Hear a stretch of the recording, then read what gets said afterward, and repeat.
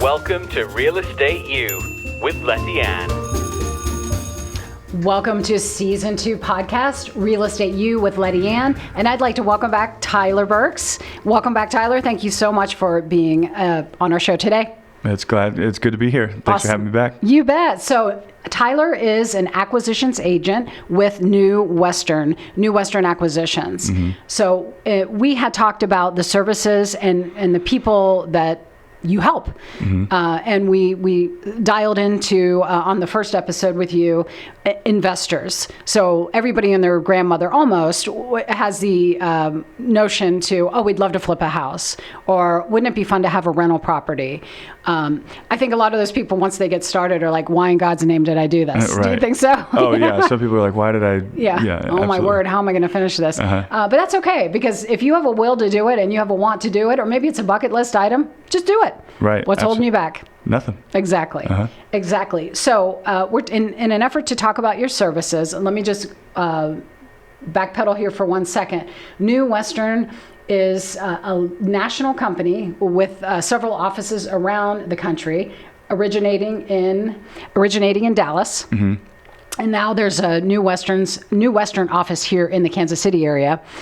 So Tyler is telling us who and how he helps others. And again, we spoke about investors and those who are considering investing. I strongly encourage you to reach out to New Western or Tyler to find out what that looks like, so mm-hmm. they can get educated. And then if they're a good candidate, you're going to put them on your board and connect them with a property that's a right fit for them. Is that correct? Yeah, absolutely. Awesome. Other services, who else do you help, and how do you help them? More established investors too. I know in the last episode we talked about, kind of the individual mom and pop kind of organization type stuff. Not even an organization, just individual people. And then going up from there into more well-established companies that basically they pool their money together in order to create a gigantic portfolio. And we service them as well. So in order to find whatever type of property that is, typically fix and flips or some sort of multifamily portfolio.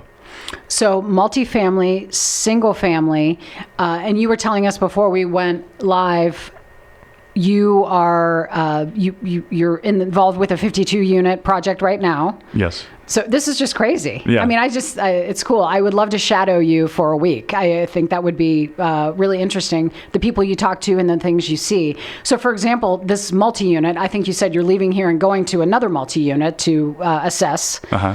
What do you see what do you see there? I mean, is it something with great bones that simply needs a renovation? Mm-hmm. Is that generally what it is? Essentially, anything with value add. So whenever I talk to these established investment companies, they say they want something with value add opportunity. So just as a fix and flip is some sort of value add option, you go in the home, you renovate it, and you put it on the market and you sell it. Right? There's plenty of value added in there. Same thing with the multifamily. You're looking for similar things. Okay, what does the layout of the units look like? What does the quality of the finishes look like? What's the big one is, what does the income and loss look like in regards to expenses and everything too?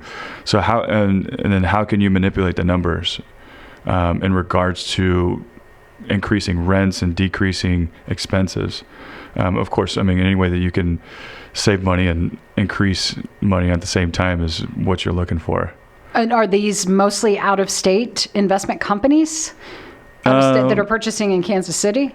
Yeah, there's a number of them. This current one that we're working on, they're out of Omaha, so short drive away, but they're out of state. So, and then we also have a lot of interest here in Kansas City as well too. I mean, there's a ton of people ever since they found out that we actually got this thing, that the inquiries in regards to where's the multifamilies at has shot up.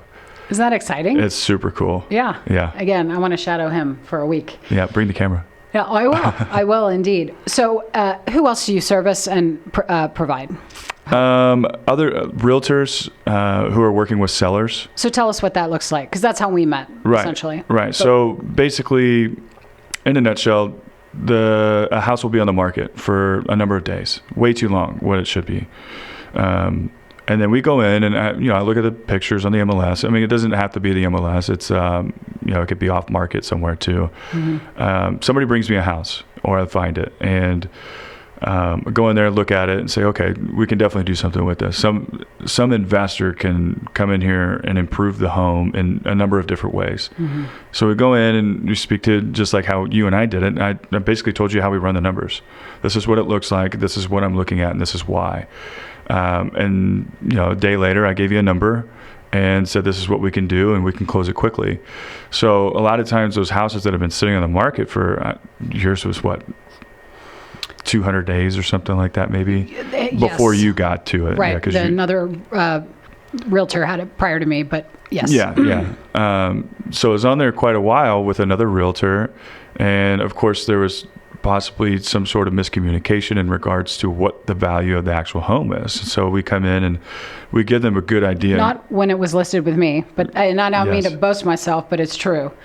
It was some bad advice about the real value of the home. And when I literally gave that seller, when they hired me and I said, we need to talk about price, here's the true value, here are the facts, they almost fell off their chair. Right.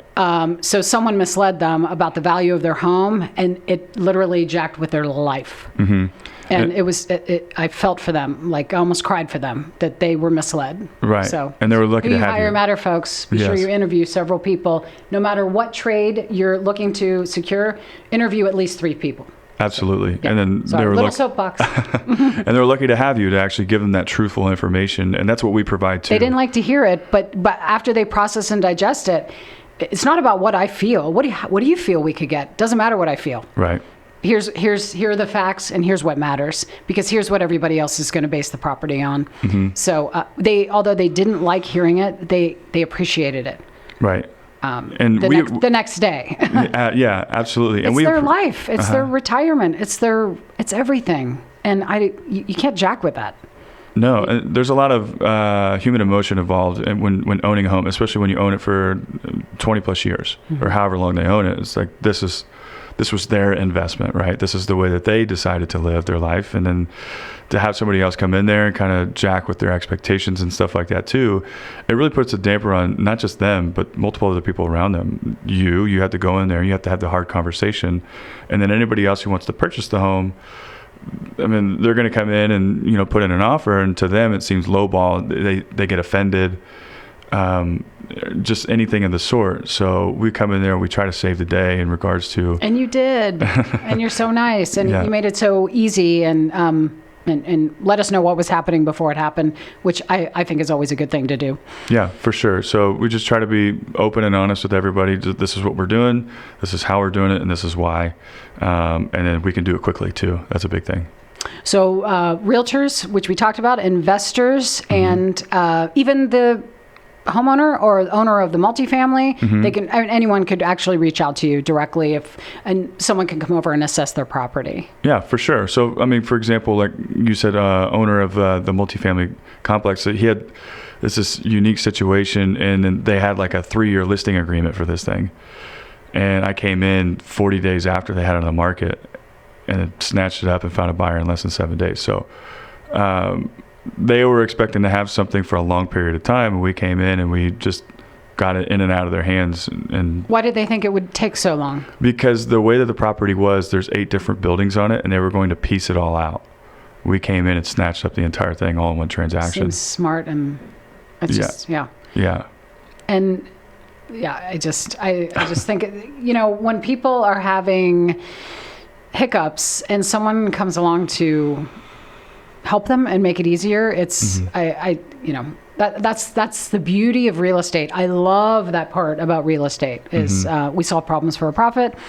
And those who are full-time, look at you. You're killing it this month. Probably not just this month, but you're so focused, and you're a people guy.